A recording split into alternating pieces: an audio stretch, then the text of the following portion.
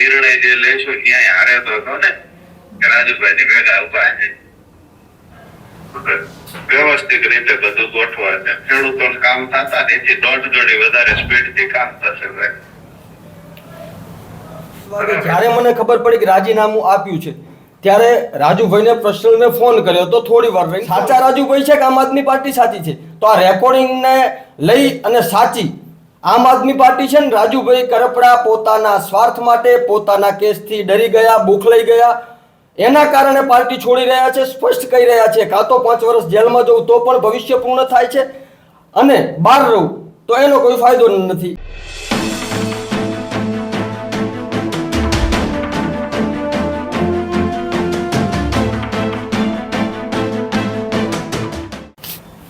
આજની પ્રેસ વાર્તામાં દરેક મીડિયા મિત્રોનું આજે અમે ખૂબ ખૂબ સ્વાગત કરીએ છીએ.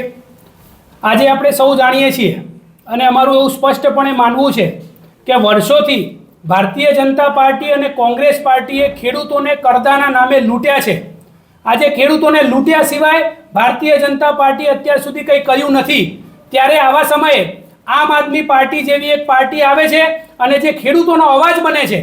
ખેડૂતો જે કરદાના નામે લૂંટાતા હતા ત્યારે ખેડૂતો સામે અને ખેડૂતો માટે આજે લડવાનું કામ કોઈએ કર્યું હોય તો એ આમ આદમી પાર્ટી હતી. આમ આદમી પાર્ટી ખેડૂતો માટે લડી અને અંતે ભારતીય જનતા પાર્ટી એવો પરિપત્ર બહાર પાડવો પડ્યો કે આજે કરદો બંધ કરવામાં આવે. મતલબ કે સાબિત થતું હતું કે આજે ગુજરાતમાં ખેડૂતો કરદાના નામે લૂંટાઈ રહ્યા હતા. અને આવા સમયે જ્યારે આમ આદમી પાર્ટીએ ખેડૂતોનું આંદોલન મજબૂત કર્યું, ખેડૂતો આમ આદમી પાર્ટી સાથે જોડાયા અને ખેડૂતોનું આંદોલન વધારે ઉગ્ર ના બને, ખેડૂતોનું આંદોલન વધારે મજબૂત ના બને, ખેડૂતો આમ આદમી પાર્ટી સાથે ના જોડાય, ભારતીય જનતા પાર્ટીના વિરોધમાં ના બોલે, એટલા માટે આમ આદમી પાર્ટીના નેતાઓને અને ખેડૂતોને દબાવવા માટે ભારતીય જનતા પાર્ટીએ એક ષડયંત્ર રચ્યું અને આ ષડયંત્રના ભાગરૂપે આમ આદમી પાર્ટીના નેતાઓને અને ખેડૂતોને જેલમાં પૂરવાનું કામ કોઈએ કર્યું હોય તે ભારતીય જનતા પાર્ટી છે. આજે અમે નથી ભૂલવાના કે કેવી રીતે ખેડૂતોને ઘરમાં ઘૂસીને એમના પરિવારજનોને મારવામાં આવ્યા. આજે મહિલાઓને અને વૃદ્ધોને પણ ભારતીય જનતા પાર્ટીના ઈશારે પોલીસે જે માર્યા છે એ ગુજરાતના ઇતિહાસમાં ક્યારે ખેડૂતો પણ નહીં ભૂલે, આમ આદમી પાર્ટી પણ નહીં ભૂલે અને ગુજરાતની જનતા પણ નહીં ભૂલે. પણ હવે જ્યારે આમ આદમી પાર્ટીના નેતાઓને જેલમાં મોકલવામાં આવ્યા, ગુજરાતની જનતા એવું ઉજાગર થઈ કે કેવી રીતે ભારતીય જનતા પાર્ટીએ ખેડૂતો ઉપર પ્રહાર કર્યા, ખેડૂતોને માર્યા, ત્યારે ખેડૂતોને હવે કોઈ પણ રીતે ખેડૂતોનું આંદોલન દબાવવા માટે ભારતીય જનતા પાર્ટીએ ફરીથી એક ષડયંત્ર રચ્યું અને આમ આદમી પાર્ટીને નીચું બતાવવા માટે, આમ આદમી પાર્ટીના નેતાઓને કોઈ પણ રીતે દબાવવા માટે ભારતીય જનતા પાર્ટીએ ષડયંત્રના ભાગરૂપે રાજુભાઈ કરપડાને હાથો બનાવીને અને કેવી રીતે ખેડૂતોના વિરોધમાં કામ કર્યું, આમ આદમી પાર્ટીના નેતાઓને દબાવવાનું કામ કર્યું, આમ આદમી પાર્ટીના નેતાઓને કોઈ પણ રીતે એમ કેમ પ્રકારે સામ દામ દંડ ભેદ કરીને આમ આદમી પાર્ટીને સમગ્ર ગુજરાતની જનતા વચ્ચે ખોટી રીતે ચીતરવાનું કામ કોઈએ કર્યું હોય તો એ ભારતીય જનતા પાર્ટીના ઈશારે રાજુભાઈ કરપડા દ્વારા કરવામાં આવ્યું. આજે આ પ્રેસ કોન્ફરન્સમાં આમ આદમી પાર્ટીના કાર્યકર્તા વિપુલભાઈ ઠાકોર કે જે પોતે જેલમાં રહ્યા હતા, જે પોતે જેલમાં જઈને આવ્યા અને એમને આજે રાજુભાઈ કરપડાને જ્યારે મળ્યા અને મળ્યા બાદ એમની વચ્ચે જે પણ કન્વર્સેશન થયું જેની અંદર આજે સાફ પુરવાર થાય છે કે રાજુભાઈ કરપડાએ ભારતીય જનતા પાર્ટીના હાથો બનીને ગુજરાતની જનતાને ગુમરાહ કરવાનું, ગુજરાતના ખેડૂતોને ગુમરાહ કરવાનું કામ કર્યું છે. એના પુરાવા સાથે વિપુલભાઈ ઠાકોર આપ સૌની સમક્ષ, મીડિયા સમક્ષ પુરાવા રાખશે. વિપુલભાઈ. જૈન મિત્રો નમસ્કાર, હું પાટણ જિલ્લા પ્રમુખ કિસાન સેલ વિપુલ ઠાકોર. તો હું આપની સમક્ષ એ વસ્તુ રજૂ કરવા માટે આવ્યો છું કે જે રાજુ કરપડાને જોઈ અને હું આમ આદમી પાર્ટીમાં જોડાયો હતો, જે રાજુ કરપડા સિંહની જેમ ડણક કરી અને આખા ગુજરાતમાં ખેડૂતો માટે બોલતા હતા, લડતા હતા, અમે જેને હીરો માનતા હતા, એ સિંહને આજે ભારતીય જનતા પાર્ટીએ ખોટા કેસોમાં અને એમના જે જૂના કેસો હતા એની ધમકી આપી અને ભારતીય જનતા પાર્ટીમાં જોડવાનું નક્કી કર્યું છે. બહાર જે રાજુભાઈ 2 દિવસથી સુફિયાણી વાતો કરી રહ્યા છે કે મારે ભારતીય જનતા પાર્ટીમાં જવાની હાલ કોઈ ગણતરી નથી, પરંતુ એ પહેલાથી જ નક્કી થઈ ગયું છે. હર્ષભાઈ સંઘવી, અમિતભાઈ શાહ, આવું એમના મુખેથી મારી જોડે સ્પષ્ટ, હું પાછળ ગાડીમાં બેઠો છું, રાજુભાઈ આગળ બેઠા છે, સ્પષ્ટ એમના મોઢેથી બોલી રહ્યા છે કે એમના દ્વારા બાંયધરી ધરી દેવામાં આવી છે. ત્યાંથી હર્ષભાઈને કહેવામાં આવ્યું છે આપણી ટીમની સમગ્ર જવાબદારી લીધેલી છે, આપણે સૌએ ત્યાં જવાનું છે અને થોડા સમય પછી જવાનું છે. આવા સંપૂર્ણ રેકોર્ડિંગ આપ સમક્ષ રજૂ કરવાના છે. અને 2 દિવસથી જે આક્ષેપો મૂકવામાં આવી રહ્યા છે કે આમ આદમી પાર્ટી ફલાણા લીડર ફલાણા નેતા આમના ત્રાસથી જઉં છું, આવું છે તેવું છે, તો એ પણ રાજુભાઈ પોતે કબૂલ કરી રહ્યા છે કે મારે આ કેસ હતો, એ કેસના કારણે કાં તો 5 વર્ષ જેલમાં રહી તો પણ ભવિષ્ય પૂરું થતું હતું, તો બહાર રહેવાથી ભવિષ્ય પાછું ઉગી નીકળીશ, મતલબમાં મારું ભવિષ્ય ખતમ નહીં થાય. આવી બધી જે વાતો એ આપના સમક્ષ આજે રજૂ કરવાનો છું. પહેલું રેકોર્ડિંગ મિત્રો સાંભળજો કે જે હર્ષભાઈ સંઘવી અને અમિતભાઈની વાત થઈ છે તે.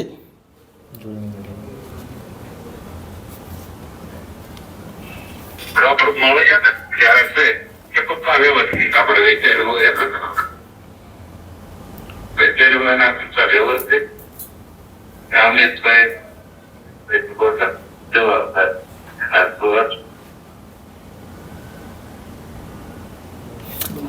આપણે વિચાર્યું હોય એ હર્ષભાઈ અમિતભાઈ સ્પષ્ટ નામ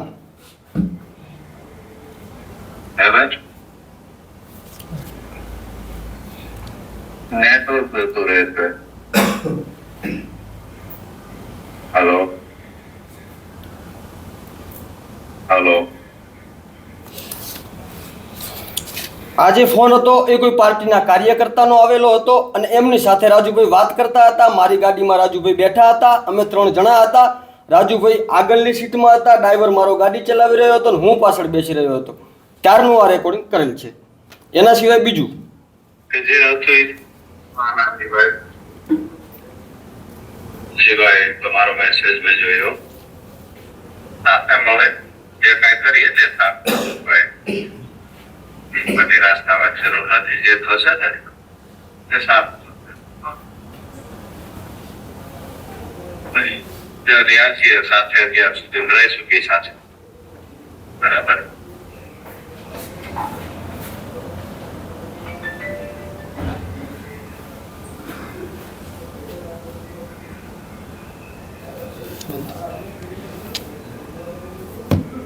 વાંધો ને પણ કઈક નિર્ણય જે લેશું ક્યાંય હારે તો હતો ને કે રાજુભાઈ ની ભેગા ઉભા છે.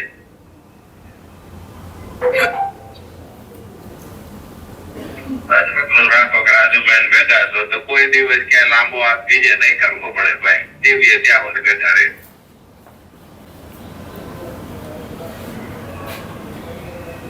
કોઈ દી નહીં કરવો પડે ભાઈ. એથી હવાયું થશે નહીં. એથી હવાઈ થશે એમાં એવું નાખવી ભાઈ. તો બધી ચર્ચાઓ નીચે થઈ શકે. આ તો બધા ભાઈ ના એમાં શાંતિ તો ઉત્સાહ સાથે કે રીતે કર્યું છે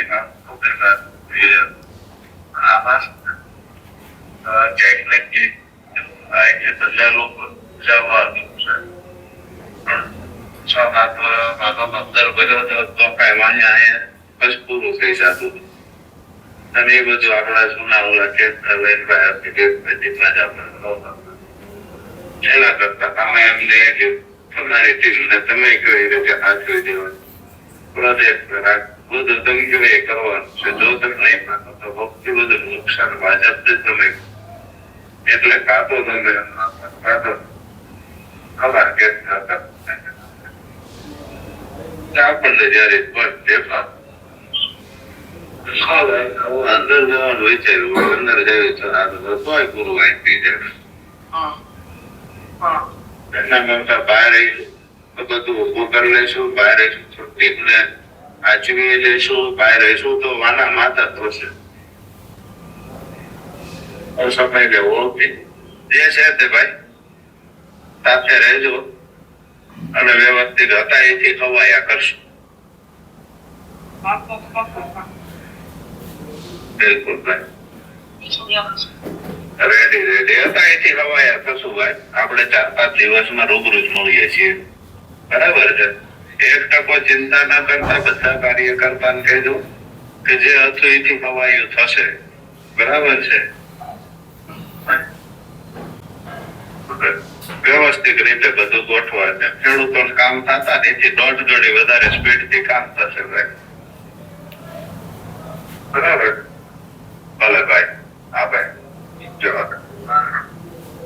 તો આ ઘટના જે દિવસે રાજુભાઈએ આમ આદમી પાર્ટીમાં રાજીનામું આપ્યું. એ જ દિવસે સવારે 10 વાગે જ્યારે મને ખબર પડી કે રાજીનામું આપ્યું છે ત્યારે રાજુભાઈને પર્સનલ મેં ફોન કર્યો તો થોડી વાર રહીને ફોન કરું આવું કહેવામાં આવ્યું. પછી જે મેં જોઈન કરેલા મારા કાર્યકર્તાઓ એમના ફોન મારામાં ચાલુ થઈ ગયા કે વિપુલભાઈ તમે અમને જોડ્યા છે, આજે રાજુ કરપડા પાર્ટી છોડે છે, આપણે પણ છોડીએ. પરંતુ સાચું શું છે ખોટું શું છે એ જાણ્યા વગર સાચા રાજુભાઈ છે કે આમ આદમી પાર્ટી સાચી છે? તો આ રેકોર્ડિંગને લઈ અને સાચી આમ આદમી પાર્ટી છે ને રાજુભાઈ કરપડા પોતાના સ્વાર્થ માટે પોતાના કેસથી ડરી ગયા, બોખલાઈ ગયા, એના કારણે પાર્ટી છોડી રહ્યા છે. સ્પષ્ટ કહી રહ્યા છે કાં તો 5 વર્ષ જેલમાં જવું તો પણ ભવિષ્ય પૂર્ણ થાય છે અને બહાર રહું તો એનો કોઈ ફાયદો નથી. એના કરતાં ભાજપ કે એમ ભાજપના ઈશારે નાચું, ભાજપના ઈશારે રહું, આવું એમને કર્યું. એના કારણે અમારે આ રેકોર્ડિંગ કરવું પડ્યું અને આપની સમક્ષ સાચું કોણ છે અને ખોટું કોણ છે એ સમગ્ર ગુજરાતના ખેડૂતો સમક્ષ મૂકવું પડ્યું. અને આમ આદમી પાર્ટીના નીડર કાર્યકર્તાઓની સમક્ષ આજે આ પુરાવા મૂકવા પડ્યા છે. જય હિન્દ. આ જે પુરાવા છે એનાથી એ સાબિત થાય છે કે આજે ભારતીય જનતા પાર્ટી એ ફક્ત ને ફક્ત એક જ પાર્ટીથી ડરે છે. એ પાર્ટીનું નામ છે આમ આદમી પાર્ટી. કેમ કે આમ આદમી પાર્ટીના યોદ્ધાઓ ખરેખર ખેડૂતો માટે લડતા હતા. આ એ જ યોદ્ધાઓ છે કે જેમને દિવાળીના સમયે પણ પોતાના પરિવાર સાથે ના રહીને જેલમાં રહેવાનું પસંદ કર્યું હતું. કેમ કે આ યોદ્ધાઓ ખરેખર ખેડૂતો માટે લડતા હતા. ખેડૂતો કરોડોના રૂપિયા કરદાના નામે ખેડૂતો પાસેથી લૂંટાઈ રહ્યા હતા. ત્યારે ખેડૂતો લૂંટાઈ રહ્યા હતા ત્યારે કોઈ પાર્ટી આગળ ના આવી, ત્યારે આમ આદમી પાર્ટી આવી અને આમ આદમી પાર્ટીએ ખેડૂતોનો અવાજ ઉપાડ્યો, ખેડૂતોનો અવાજ બન્યા. અને આ પુરાવા સાથે એ આજે સાબિત થાય છે કે ખરેખર આમ આદમી પાર્ટી એ છે જે ખેડૂતો માટે લડે છે, ખેડૂતોનો અવાજ બને છે. અને આ લડાઈ અહીંયા રોકાઈ નથી, અહીંયાથી શરૂ થઈ છે. આમ આદમી પાર્ટીએ પોતાનું ખેડૂતો માટેનું જે આગામી જે રણનીતિ છે એ પણ જાહેર કરી છે. આજે પણ આમ આદમી પાર્ટીએ જે છે ગવર્નરને મળવા ગયા હતા. ગવર્નરને 5-5 વાર ચિઠ્ઠી લખ્યા છતાં ગવર્નર આમ આદમી પાર્ટીના નેતાઓને મળવા માંગતા નથી. કેમ કે આમ આદમી પાર્ટી એક રાષ્ટ્રીય પાર્ટી છે, તેમ છતાં આજે રાષ્ટ્રીય પાર્ટીને મળવાનો પણ ટાઈમ ગવર્નર પાસે નથી. પરંતુ જો ભારતીય જનતા પાર્ટીના કોઈ કાર્યકર્તાને ફોટો પડાવવો હોય, કોઈ કાર્યકર્તાને મળવું હોય તો ભારતીય જનતા પાર્ટીના તમામ નેતાઓ, ગવર્નર સહિત સમગ્ર લોકો હાજર થાય છે. પરંતુ આજે આમ આદમી પાર્ટી ફરીથી ગવર્નર સમક્ષ જઈ હતી અને 6ઠ્ઠી વાર આમ આદમી પાર્ટીએ રજૂઆત કરી હતી કે ખેડૂતોના મુદ્દે આમ આદમી પાર્ટીએ તમને મળવું છે. ત્યારે આજે આમ આદમી પાર્ટી આ મીડિયાના માધ્યમથી રજૂઆત કરે છે, સમગ્ર ગુજરાતની જનતાને અને ખેડૂતોને પણ કહે છે કે આજે ખેડૂતો માટે લડવા માટે આમ આદમી પાર્ટીના નેતાઓને હજી પણ જેટલી વાર જેલમાં જવું પડે તો અમે જેલમાં જવા તૈયાર છીએ. પરંતુ અમે ડરવાના નથી, ઝૂકવાના નથી અને લડવાના છીએ. આ જ આમ આદમી પાર્ટીને ખતમ કરવા માટે ભારતીય જનતા પાર્ટીના નેતાઓ હાથ ધોઈને આમ આદમી પાર્ટીના નેતાઓ પાછળ પડ્યા છે. કેમ કે આ એ જ પાર્ટી છે કે જે પાર્ટીને તોડી શકાતી નથી. આ એ જ પાર્ટી છે કે જેના માટે તમામ ભારતીય જનતા પાર્ટીના નેતાઓ એવું કહેતા હતા કે ગુજરાતમાં ત્રીજી પાર્ટી ચાલતી નથી. પરંતુ મારે કહેવું છે કે 2022ની ચૂંટણી બાદ સતત આમ આદમી પાર્ટી ગુજરાતના ખેડૂતોના પ્રશ્નો, યુવાનોના પ્રશ્નો, મહિલાઓના પ્રશ્નો, રોજગારના પ્રશ્નો, તમામ પ્રશ્ને આમ આદમી પાર્ટી લડી છે. આમ આદમી પાર્ટીનું સંગઠન દિવસે ને દિવસે મોટું થઈ રહ્યું છે અને આગામી ચૂંટણીઓમાં પણ આમ આદમી પાર્ટી આટલી જ મજબૂતાઈથી ખેડૂતોનો અવાજ બનશે, યુવાનોનો અવાજ બનશે. અને આ ભારતીય જનતા પાર્ટીને ગુજરાતની અંદરથી તગેડવાનું કોઈ કામ કરશે તો એ આમ આદમી પાર્ટી જ હશે. જય જય ગરવી ગુજરાત, જય હિન્દ.